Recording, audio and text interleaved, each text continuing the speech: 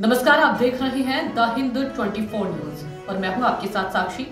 आइए नजर डालते हैं आज की बड़ी खबरों की ओर।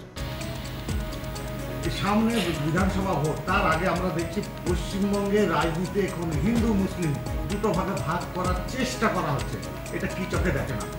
দেখুন, ভারতবর্ষের যারা ক্ষমতাসীন দল ভারতীয় জনতা পার্টি, তারা 2014 সালে ভারতবর্ষের ক্ষমতায় এসছে হিন্দু মুসলমান রাম মন্দির এই ইস্যুকে সামনে রেখে। কাজেই তাদের সেই ট্র্যাডিশন বিভিন্ন প্রদেশের যে বিধানসভা ভোটগুলো হয় সেই ভোটেও তারা সেই তাদের যে পলিসি, তাদের যে এজেন্ডা, হিন্দুত্বের এজেন্ডা, এইগুলাকে কাজে লাগিয়ে তারা লোকসভা দখল করেছে। মধ্যপ্রদেশ, রাজস্থান, হরিয়ানা, ছত্তিশগড়, আসাম, ইউপি, এই সমস্ত স্টেটগুলোও তারা দখলে রেখেছে, মেন বড় স্টেটগুলো।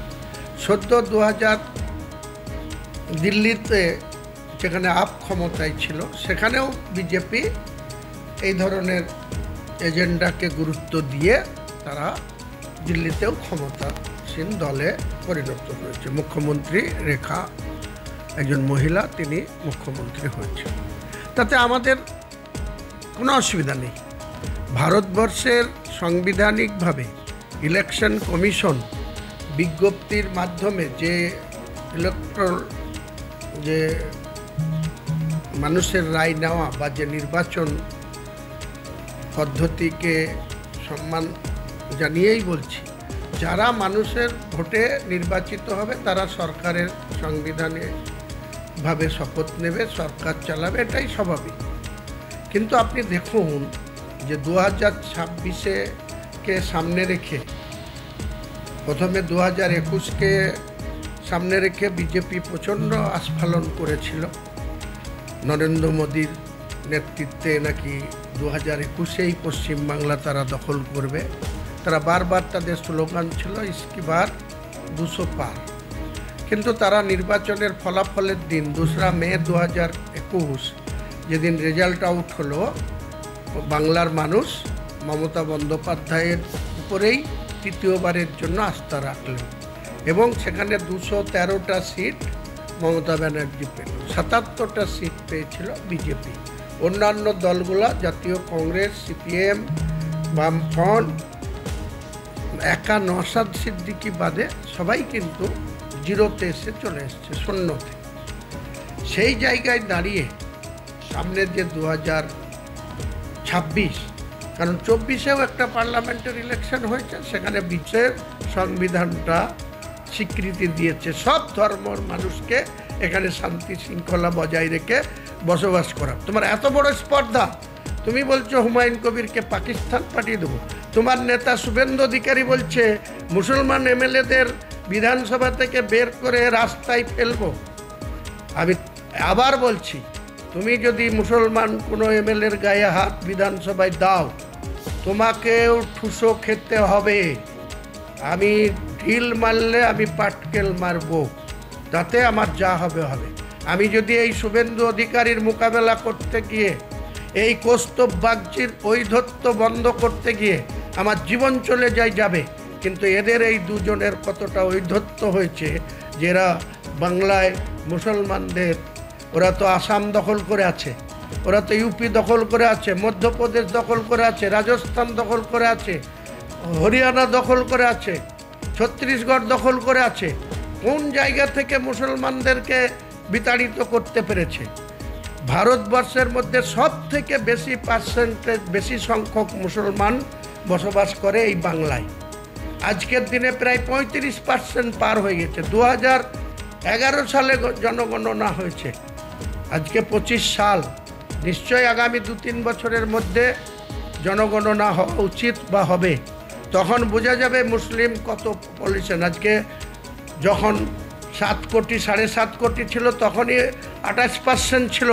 আজকে 10.5 কোটি জনসংখ্যা পার হয়ে গেছে বাংলায়। কিন্তু মাইন্ডের হতে পারে, সে শুধু এত লালস তার, এত তার উচ্চ আকাঙ্ক্ষা, সে মুখ্যমন্ত্রী হতে চায়।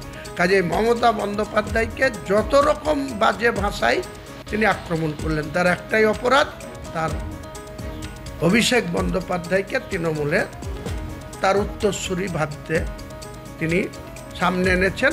কাজেই উনি বুঝেছেন সেদিন যে পশ্চিমবাংলায় তৃণমূলে থাকলে আর তিনি কোনো দিন মুখ্যমন্ত্রী তেনার জীবন দশাই হতে পারবেন না।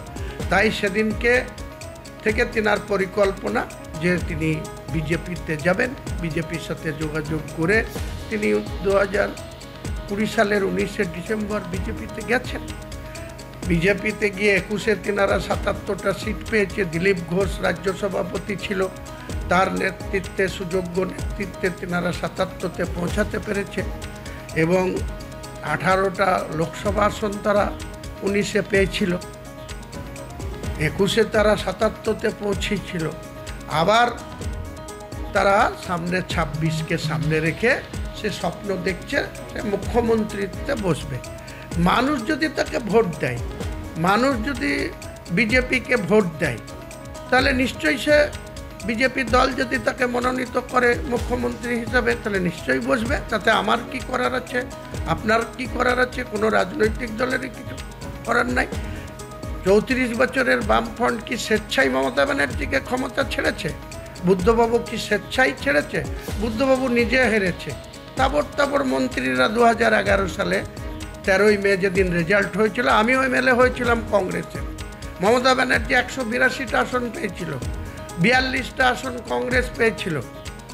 তো আমরা মানুষের দোয়ায়, আশীর্বাদে, সমর্থনে জনপ্রতিনিধি হয়েছে। আমাদের কাজ হচ্ছে মানুষকে সঠিক দিশা দেখানো, মানুষের পাশে থাকা, মানুষের উন্নয়ন ত্বরান্বিত করা এবং মানুষ যাতে কারোর দ্বারা আক্রান্ত না হয়, মানুষকে সিকিউরিটি দেওয়া, শান্তিতে বসবাস করতে দেওয়া, তাদের গণতান্ত্রিকভাবে তাদের স্বাধীনতা নিয়ে যাতে তারা তাদের ইচ্ছামতো খাদ্য খেতে পারে, তাদের ইচ্ছামতো রঙের পোশাক পরতে পারে, এর নাম গণতন্ত্র। সেই গণতন্ত্রর নামে শুভেন্দু অধিকারী যেভাবে বিগত 1 বছর ধরে শুধু লোকসভা ভোটে 18 থেকে 12তে নেমে আসার পর থেকে আর 2021 সালে মাত্র 1956 ভোটে মমতা ব্যানার্জি। देखते रहिए द हिंद 24 न्यूज।